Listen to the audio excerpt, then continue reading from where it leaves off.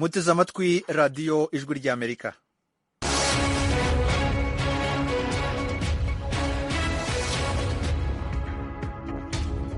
radiyo ijwi ry'Amerika ivugira i Washington DC mu Kirundi no mu Kinyarwanda. Mu Burundi mutwumvira ku mirongo migufi ya shortwave kuri metero 19 na metero 22, naho mu Rwanda turi kuri FM 104 n'ibice bitatu y'ijwi ry'Amerika.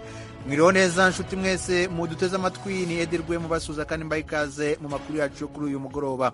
Mu Rwanda ibiciro by'ibicuruzwa bitandukanye byazamutse ku masoko mu buryo butandukanye.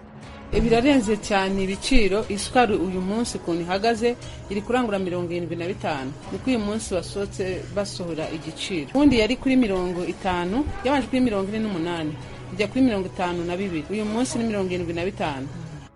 Uwo ni umuguzi mu Rwanda.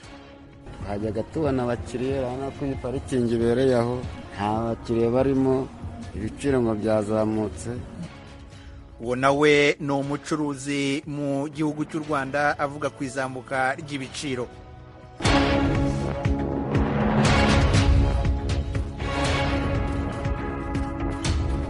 Leta y'u Burundi yafashe umugambi wo gukura abana n'abandi basabiriza ku mihanda i Bujumbura no mu yindi mijyi y'igihugu.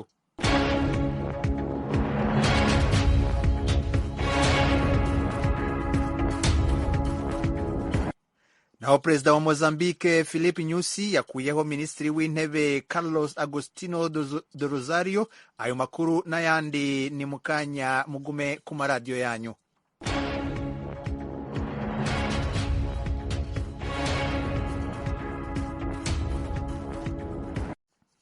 Turahera ku makuru avugwa hirya no hino ku isi. Abantu bitwaje intwaro barenga 200 barishwe mu minsi 3 mu gikorwa cy'ingabo zishinzwe umutekano muri leta ya Nigeri iri mu majyaruguru yo hagati mu gihugu cya Nigeria. Ni inkuru twateguriwe na mugenzi wacu Fidel Niyongabo.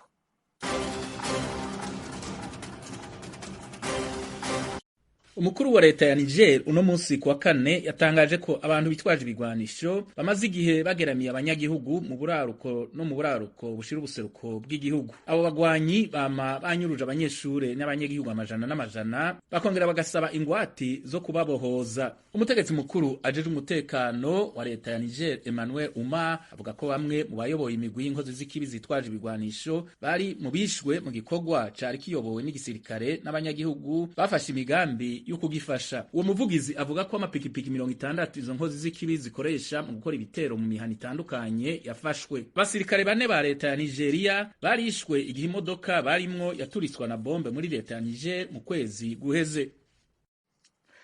Perezida wa Mozambique Filipe Nyusi yakuyeho Minisitiri w'Intebe Carlos Agostinho do Rosario uyu munsi kuwa kane. Inkuru mugezwaho na mugenzi wacu Diane Ninazwe. Carlos Agostinho do Rosario yari yagenye mu mabanga y'umushikiranganje wa mbere wa Mozambique mu 2015 inyuma yo guserukira ico gihugu muri Indonesia na Timor yo mu buseruko. Iyirukanwa rya Carlos rikaba ryafashwe nk'ingingo ikomeye kandi karishe mu ihindurwa ry'abagize leta ya Mozambique. Uwo mutegetsi akabaje akurikira abandi bashikiranganje 6 birukanywe ejo kuwa gatatu, muri bo harimwo uwujejwe ikigega ca leta, uwujejwe ubutunzi, ubutari n'agataka hamwe n'uwujeje amasoko ntanganguvu. Abandi birukanye mu mabanga yabo nk'uko biboneka mu itangazo ryasohowe n'ibiro vy'umukuru w'igihugu ca Mozambique, bari mw'icegera c'umushikiranganje ajejwe amagara y'abantu ari we Lydia Cardoso. Muri iryo tangazo leta ya Mozambique ariko ntisigura igituma abo bategetsi bose barimo n'umushikiranganje wa mbere bakombowe mu mabanga yabo. Harakoze Diane Ninazwe. Igihugu cya Sweden cyatangaje ko kizakura abasirikare bacyo bagera kuri 220 mu bacunga umutekano wa ONU mu gihugu cya Mali mu kwezi kwa gatandatu umwaka utaha, umwaka umwe mbere y'igihe cyari giteganijwe. Ni inkuru twateguriwe na Fidel Niyongabo.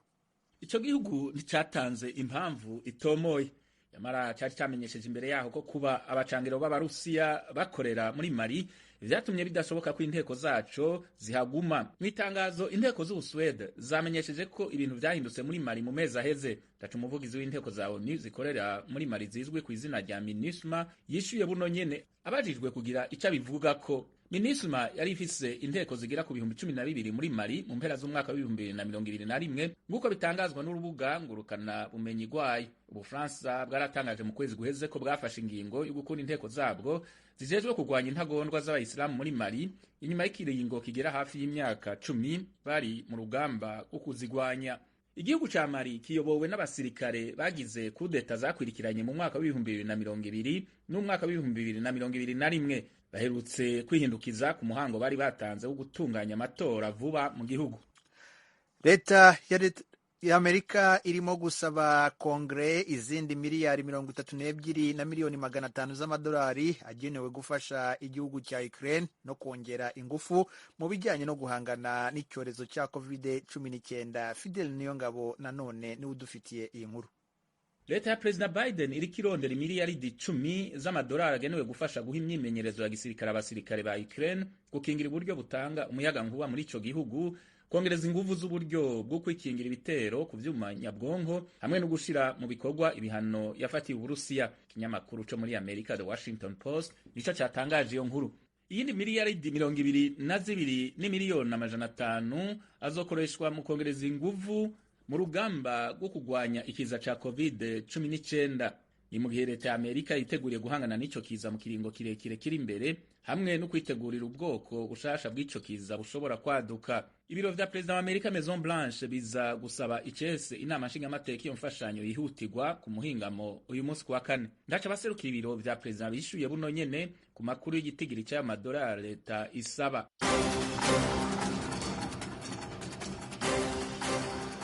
Barakoze bagenzi bacu batugejejeho amakuru avugwa hirya no hino ku isi. Tubibutse ko iyi mwumva ari radio Ijwi ry'Amerika ivugira i Washington DC mu Kirundi no mu Kinyarwanda. Mu kanya turanyarukira mu karere k'ibiyaga bigari.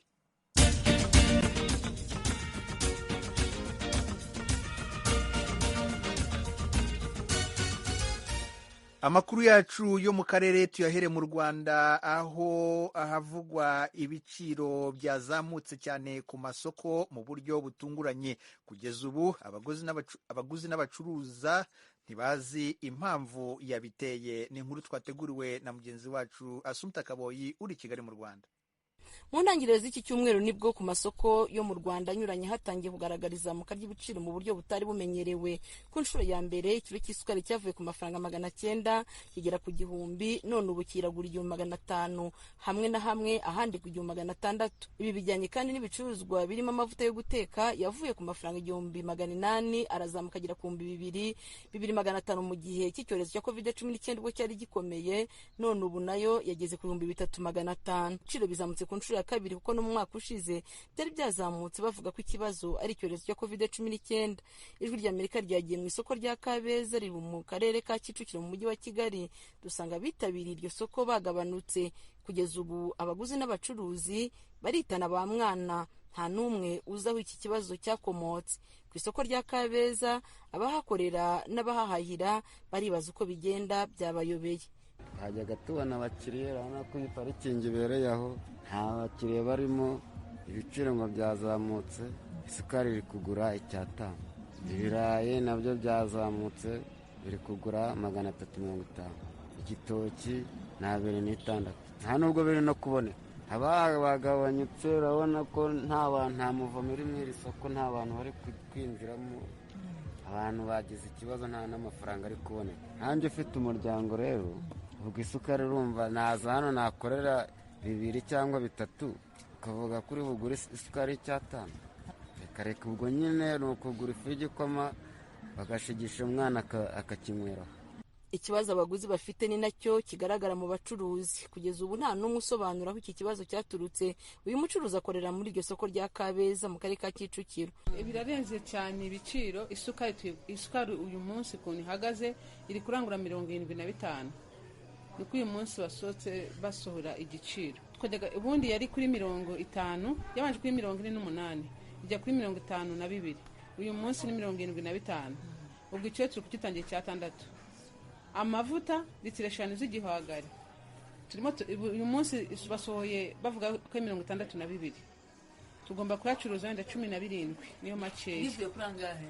Ubundi twatangiraga 14,500, tuyatangira kuri 15, ubu ngubu uyu munsi litiro 5 za Cristal cyangwa iza Jambo turi kuzitangira 17. Ibi bari kuvuga ngo ni iranamba riri guteza ibibazo. Nubwo iri zamuka ry'ibiciro ritaramara igihe, abaguzi n'abacuruzi batangiye kugaragaza ingaruka zihuse. Hari byinshi tugiye kubura bikaze cyane. Urabona iki cyorezo cya corona cyadukoze mu nkokora, none urabona ko cyari kirimo kigabanyuka gikira, urabona ko haje ikindi cyorezo cy'inzara. Iki ni icyorezo. Abakiriya bahari kuko urabwira umuntu byonyine n'umukiriya wawe yagagura isukari ku 1,000 cyangwa se 200, wamubwira uti ni 7 akavuga ati ntabwo bishoboka, isukari turayihorera. Urumva ubuzima buragoye muri ino minsi, ibintu byahenze cyane, ntabwo tuzi impamvu. Byatugizeho ingaruka, twabuze abakiriya, nk'ubu ndicaye nabuze abakiriya. Ntabwo isukari turayireka kuko ntabwo ikiro cy'7 biragoye, isukari tugiye turagabanya depense mu rugo, ntabwo byoroshye. Impuguke mu bukungu zemeza ko izamuka ry'ibiciro muri iki gihe ziterwa n'impamvu nyinshi, harimo izamuka ry'ibikomoka kuri peteroli. Habyarimana Straton, impuguke mu by'ubukungu, avuga ko ikibazo cy'ubwikorezi cyazamuye ibiciro ku masoko yaba mu Rwanda ndetse no mu mahanga, gusa akanavuga ko hari n'abitwaza intambara. Impamvu ya mbere ishobora gutuma ibiciro bizamuka nuko ibiri ku isoko n'ibikenewe biba bitandukanye. Iyo abantu bahaha ibyo bakeneye birenze ibyo abacuruza bafite ku isoko, byanze bikunze abacuruza kubera ko babona nyiriko babahahira ari benshi bahita bazamura ibiciro. Ariko nanone ugasanga mu by'ukuri ibiciro ku rwego mpuzamahanga byarazamutse kubera yuko muri politiki ibihugu byinshi byakoze, habayeho ibyo kureba ukuntu byazahura ubukungu kubera covid, bijugunya amafaranga menshi cyane mu bukungu bwabyo. Ibiciro rero bizamutse ku rwego mpuzamahanga, ibyo duhaha hanze tubigura biduhenze. Hari n'utundi tuntu twese tugenda tuzamo, hari n'abantu baspekira, urabona kwa kone bumva ngo intambara ngo yabaye ngo ibintu bigiye kuba nabi, ugasanga abafite stock barazibitse. Umuvugizi wungirije wa guverinoma Alain Mukurarinda aherutse gutangaza ko abanyarwanda batakagombye gutungurwa nibabona ibiciro by'ibintu bitandukanye bizamutse. Avuga ko ahanini bizaba bitewe n'intambara ibera mu gihugu cya Ukraine hamwe n'ibihano byafatiwe Uburusiya. Asumta Kaboyi, Ijwi ry'Amerika, i Kigali.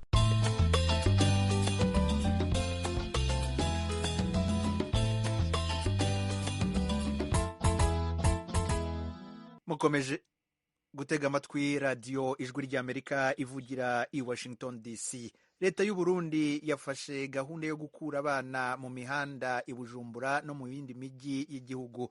Biteganijwe ko abana bose cyangwa abakuze basabiriza ku mihanda bazegeranywa bagasubizwa mu miryango yabo, abandi bakajyanwa mu mashuri, abandi bazashyirwa mu bigo bya leta. Ni inkuru twateguriwe n'umunyamakuru w'Ijwi ry'Amerika Pierre Claver niyo nkuru. Umugambi washizwe ahabona n'ubushikiranganji bujejwe gufatana mu nda ufise ihangiro ry'uko mu kiringo c'umwaka umwe atamwana n'umwe yoba gisigaye aba mw'ibarabara. Felix Ngendabanyikwa, umunyamabanga ntayegayezwa muri ubwo bushikiranganji, yabwiye abamenyesha amakuru i Bujumbura ibikuru bikuru biri muri uwo mugambi, yita ko ufise akarusho ku yindi yose yari imaze kugeragezwa. Icitwa umwana aba mw'ibarabara kandi atatezwa kuri bamwe, turabe yuko yosubizwa mu muryango iwabo, adafise umuryango naho leta yomenya ingene ibikorera kugira ngo umugabo aronke ahategezwa kuba n'ahategezwa kugira uburamuko. Basubije ku ishure, usubira kwigishwa akarangamutima k'ubuntu. Harimo kandi umuce w'abantu bakuze basegerereza nabo nyene basubire mu ngo zabo, abatagira iyo bava naho leta ikaba yoronderaho yobashira, kujya turonderera itongo canke uburaro abantu bahuye n'imyuzura. Bamwe muri abo bana n'abakuze basegerereza mu gisagara ca Bujumbura barafise ico bashikiriza kuri uwo mugambi kuri mikro y'Ijwi ry'Amerika. Ndacari muto no kwiga, hafise impano nyinshi, babura ukuntu boziserura. Ico yofasha je nuko yomvura mw'ibarabara akampa nk'utuntu ndandatse. Kweri ndazi gukora ibintu vyo gushaka, amana umutaye kweri, je noguma nakoze kweri. Tuze turonse abadufasha bakadukura mw'iryo yarara tukagenda gukora nk'akazi k'imyuga, turonse abadukurayo twoba tugwishe. Ciza nuko twandika bakaja kw'ishure baturose iniforome n'amakaye, canke imbere babishoboye bakaduha agatara. Ubushikiranganji bujejwe ugushigikirana bwizeye ko bukoranye n'inzego zitandukanye harimwo abajeje intwaro, amashami yitaho ineza y'abana n'abandi, ikibazo c'abasegerereza mu mabarabara y'ibisagara bitandukanye vy'igihugu bagwiriyemwo abana kizotorerwa umuti. N'ibihano birategekanijwe ku muryango uzofata minenegwe kwitaho umwana gushikaho aja mw'ibarabara. umwana avukira mu muryango, umwana aba mu muryango, umwana akurira mu muryango, agasazira mu muryango. Imiryango itahure neza uruhara rwayo, hanyuma ikibano gitahure neza yuko umwana ari mu muryango atari umwana w'uwo muryango gusa, mbwa ari umwana w'ikibano. N'umwana yohirahira akava mu muryango akagenda, imiryango ifo yuko ikimenya ingene itangaze ko uyo mwana yabuze, kugira ngo habe guhanahana amakuru ku mwana yagiye, kugira ngo umwana ashobore kurondera acagaruka mu muryango. N'aba bana bari mw'ibarabara, iyo batera bazosubira mu miryango iwabo, batera basubira mu ntwaro yo hasi, bumve yuko batezwa kwakira neza abana bavuye mw'ibarabara. Bimwe mu bituma abana baja mw'ibarabara n'ubukene hamwe n'abavyeyi batabanye neza. Amwe mu mashirahamwe nka Sojepayi rimaze imyaka irenga 10 ryitaho agateka k'abana rirafise icizere mu gihe hokorwa icigwa cerekana neza ingwara n'umuti yotoregwa nk'uko bivugwa na Maître David Ninganza atwara iryo shirahamwe. Hariho abana bo mw'ibarabara abo twita les enfants de la rue, ubuzima bwabo ku murango, ku mutaga no mw'ijoro ari mw'ibarabara. N'abana baho mugabo bataha mu mitumba iwabo. Urumva rero ko ari myinshi ibiri. Yagiye mw'ibarabara kuko se akubita nyina twotora umuto yuwe.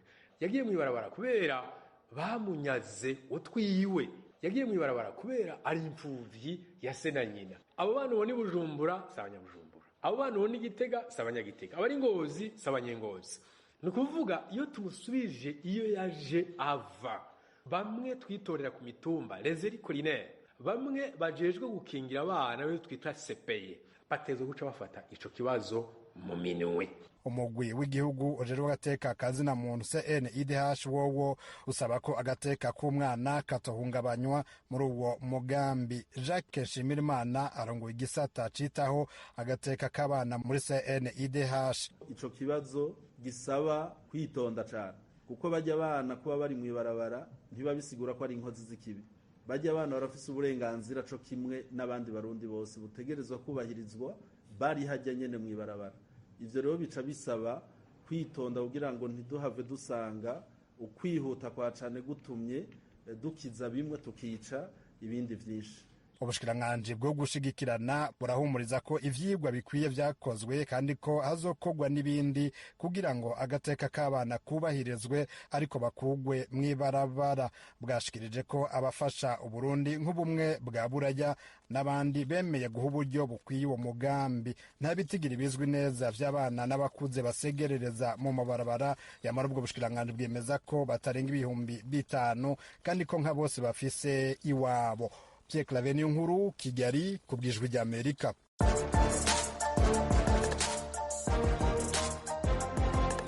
Bakunzi b'umukino wa basketball, irushanwa rya Basketball Africa League rizwi nka BAL ryongeye ryagarutse. Ibi birori by'akataraboneka bigiye kuba ku nshuro ya kabiri, ngibi birakomanga. Natwe ku Ijwi ry'Amerika mudatenguha ku bufatanye n'ubuyobozi bwa BAL tuzaba twabukereye tubagezaho imikino y'imbaturaramugabo muri basketball nyafurika.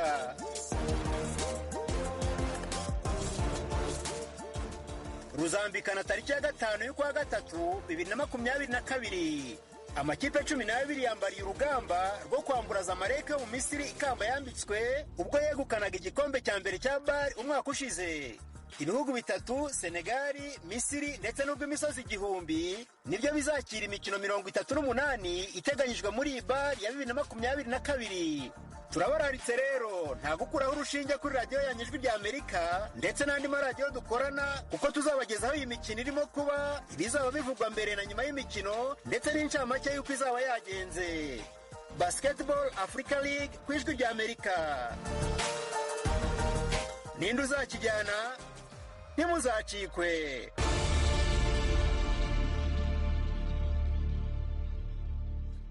Mukomeje gutega amatwi radio Ijwi ry'Amerika. Mu Burundi mu ntara ya Gitega mu murwa mukuru wa politike hafunguwe kuri uyu wa kane hafunguwe banki y'abaturage. Umukuru w'igihugu Mumbabarire hafunguwe banki y'abagore. Umukuru w'igihugu Evariste Ndayishimiye witabiriye ibyo birori yamenyesheje ko iyo banki yavutse kugira ngo abagore badasigara inyuma mu iterambere ry'igihugu. Ni inkuru twateguriwe na Desire Hatungimana. Iyo banki y'abakenyezi ije gukemura ibibazo abakenyezi bahura mu iterambere ry'igihugu, byashikijwe n'umukuru w'igihugu cy'u Burundi Evariste Ndayishimiye aho yariko yugurura ibanki y'abakenyezi mu ntara ya Gitega ku mugwa mukuru wa politike.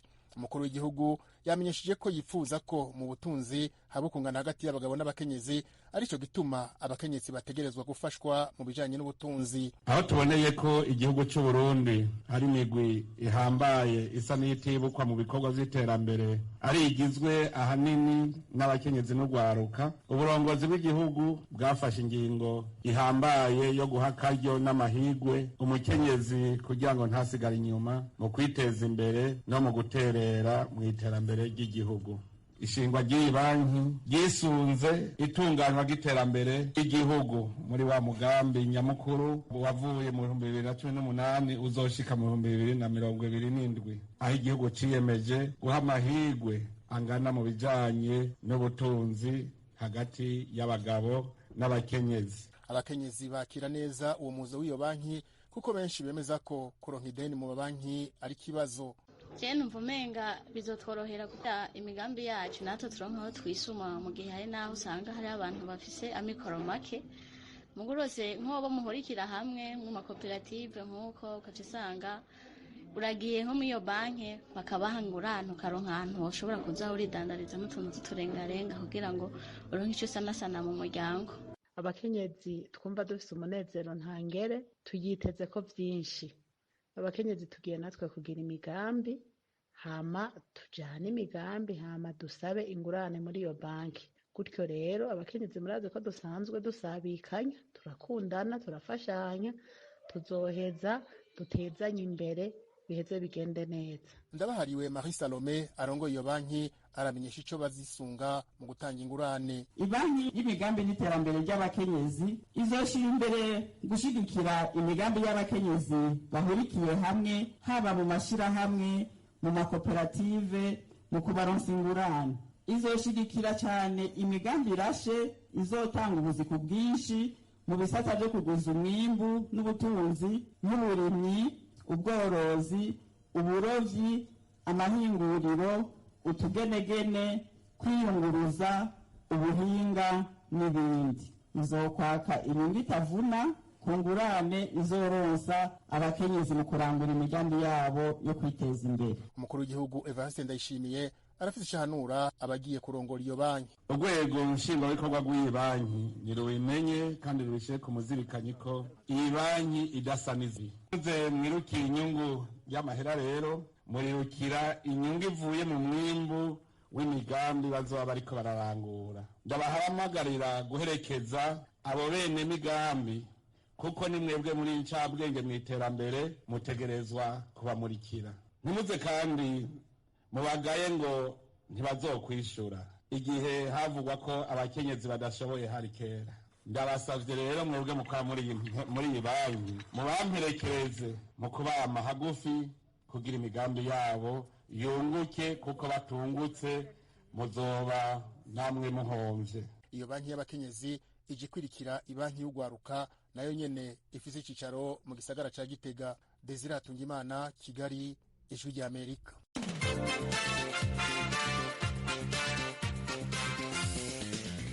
Imvura ivanze n'umuyaga yaraye iguye yasenya amazu arenga 200 y'impunzi z'abarundi bo mu nkambi ya Lusenda iri mu burasirazuba bwa Repubulika ya Demokarasi ya Kongo. Ni inkuru y'umunyamakuru w'Ijwi rya Amerika Vedaste Ngabo uri mu mujyi wa Uvira. Bishane Jimmy ni umuyobozi userukira impunzi z'abarundi mu nkambi ya Lusenda. Aragaruka kuri iyi mvura ivanze n'umuyaga yaraye yononye ibintu bitari bikeya byo muri iyi nkambi irimo impunzi z'abarundi zirenga 30,000. Amazu menshi cyane yaragurutse, amabashi, igitigiri cyose nyezina ntabwo turakimenya gushika ubu.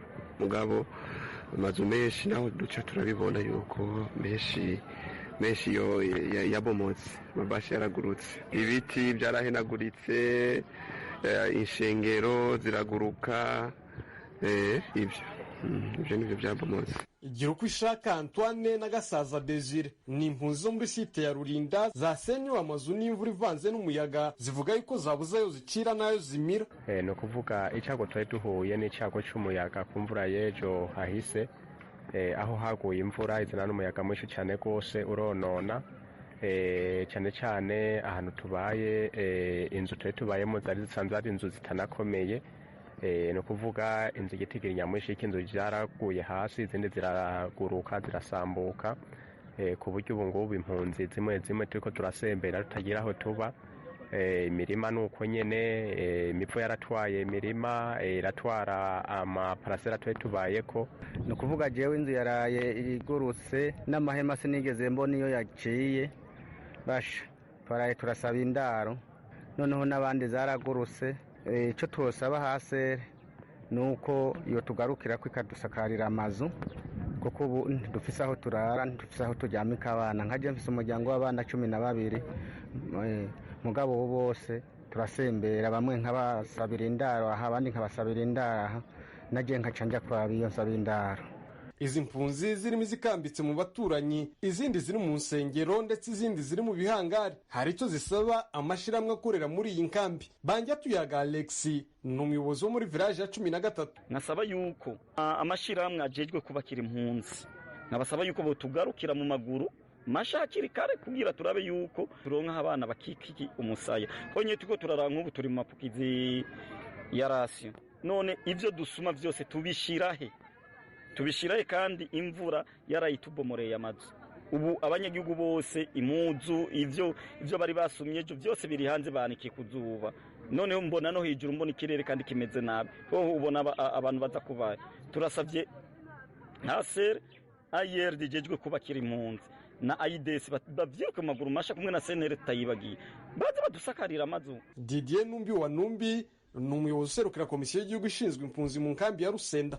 Yabwijwe ijya Amerika ko bataramenya igitigiri cy'amazu yarasenwe kuko bakirimo bakora ibarura ry'ibyasenwe n'iyo mvura. Amwe mu makuru dukesha bamwe mu bayobozi b'amasite batashatse ko tuvuga amazina yabo bavuga yuko bari bamaze kubarura amazu arenga 260 ndetse n'isengero 5 zasenwe n'iyo mvura ivanze n'umuyaga. Si mu Rusenda honyine amazu yarayasenwe n'umuyaga, ahubwo no mu mujyi wa Baraka nawo uri muri teritwari ya Fizi amazu arenga 50 yasenwe n'imvura ivanze n'umuyaga yarayiguye.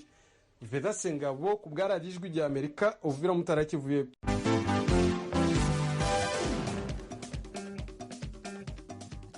Arakoze mugenzi wacu Veda Sengabo. Mukanya turagaruka tubagezaho incamake z'amakuru avugwa hirya no hino ku isi. Twababwiye ko mu Rwanda ibiciro by'ibicuruzwa bitandukanye byazamutse ku masoko mu buryo butunguranye. Abaguzi n'abacuruzi ntibazi impamvu yabyo. Ababyeyi b'abana bafite ubumuga mu karere ka Kamonyi mu Rwanda barasaba ubufasha bwihariye burimo no kubona insimburangingo n'inyunganirangingo kubera ko zihenze. Iyi nkuru ntabwo twayibagejeho ariko turaza kuyibagezaho mu makuru yacu ataha. Perezida wa Mozambique Filipe Nyusi yakuyeho Minisitiri w'Intebe Carlos Agostinho Dozariyo. Naho abantu bitwaje intwaro barenga 200 barishwe mu minsi 3 mu gikorwa cy'ingabo zishinzwe umutekano muri leta ya Nigeri. Igihugu cya Suwedi cyatangaje ko kizakura abasirikare bacyo bagera kuri 220 mu bacunga umutekano ba ONU mu gihugu cya Mali mu kwezi kwa gatandatu umwaka w'2023, umwaka umwe mbere y'igihe cyari giteganijwe.